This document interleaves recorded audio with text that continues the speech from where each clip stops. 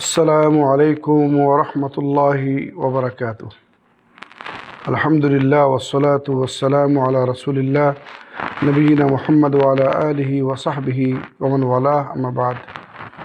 সুপ্রিয় দর্শক মণ্ডলী ও আমার দিনদার প্রাণপ্রিয় ভাই ও বোনেরা, আজকে যে বিষয় নিয়ে আলোচনা করব সেটি হলো এই: নামাজরত অবস্থায় যদি শয়তান ওয়াসওয়াসা দেয় তাহলে করণীয় কর্তব্য কী?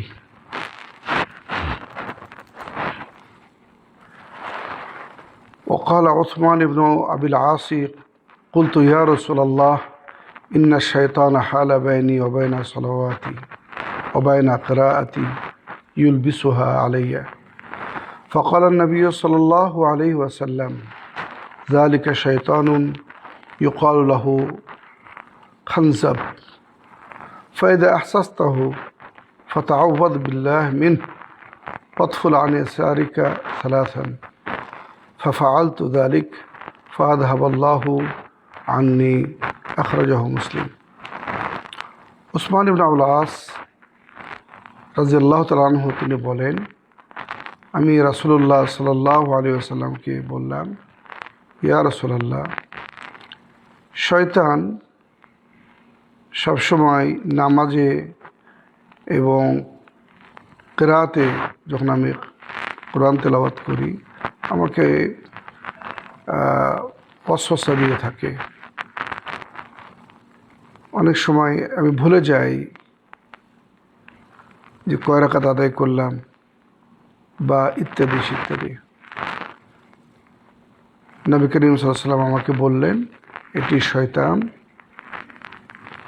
যে তোমাকে ওয়াসওয়াসা দিচ্ছে, যার নাম হচ্ছে খানজাব বা খিনজাব। যদি তুমি নামাজে এটি অনুভব করো তাহলে আল্লাহর নিকটে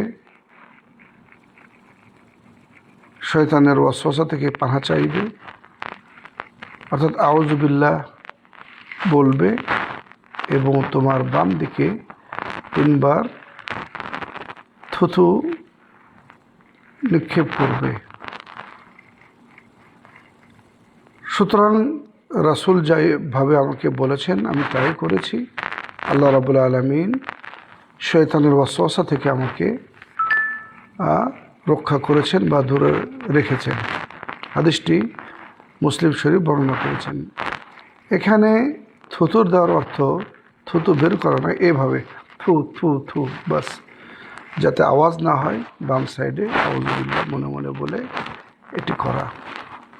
হ্যাঁ, এতে কোনো সন্দেহ নাই যে শয়তান সবচেয়ে বেশি তার ওয়াসওয়াসার যে তীর এটি মুসল্লিদেরকে দিয়ে আঘাত করে থাকে এবং অনেক সময় নামাজ পড়তে পড়তে সে কয় রাকাত নামাজ পড়লো সেটি যেমন ভুলিয়ে দেয়, অনেক সময় কিরাত করার সময় এক আয়াত এরপরে আরেকটি আয়াত যখন পড়তে হয় অনেক সময় সেটা ভুলিয়ে দেয় বা নামাজরত অবস্থায় অন্যমনস্ক করে তোলে।